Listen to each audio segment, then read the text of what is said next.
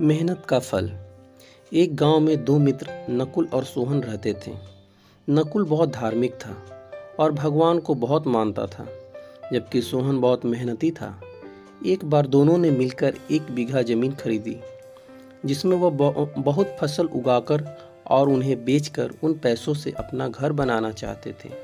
सोहन तो खेत में बहुत मेहनत करता, लेकिन नकुल कुछ काम नहीं करता, बल्कि मंदिर में जाकर भगवान से अच्छी फसल के लिए प्रार्थना करता था।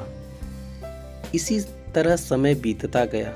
कुछ समय बाद खेत की फसल पककर तैयार हो गई, जिसको दोनों ने बाजार ले जाकर बेच दिया और उनको अच्छा पैसा मिला। घर आकर सोहन ने नकुल को कहा कि इस धन का ज़्यादा हिस्सा मुझे मिलेगा, क्योंकि मैंने खेत में ज़्यादा मेहनत की है।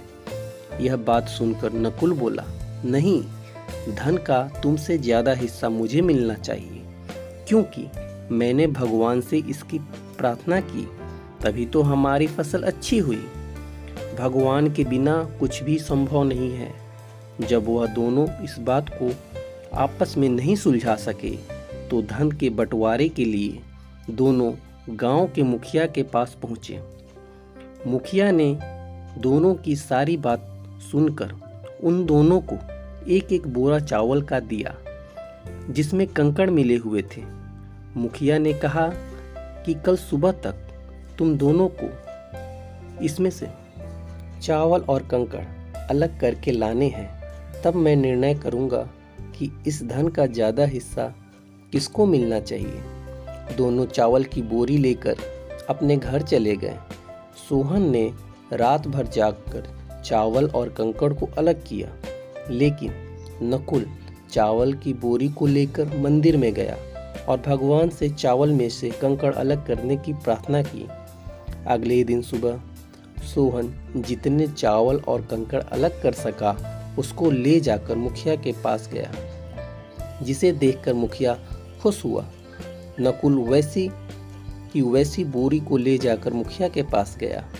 मुखिया ने नकुल को कहा कि दिखाओ तुमने कितने चावल साफ किए हैं। नकुल ने कहा, मुझे भगवान पर पूरा भरोसा है कि सारे चावल साफ हो गए होंगे।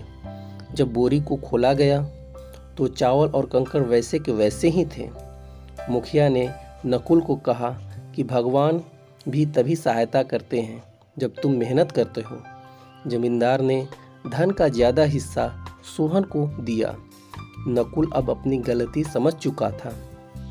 इसके बाद नकुल भी सोहन की तरह खेत में मेहनत करने लगा और अब की बार उनकी फसल पहले से भी बहुत अच्छी हुई।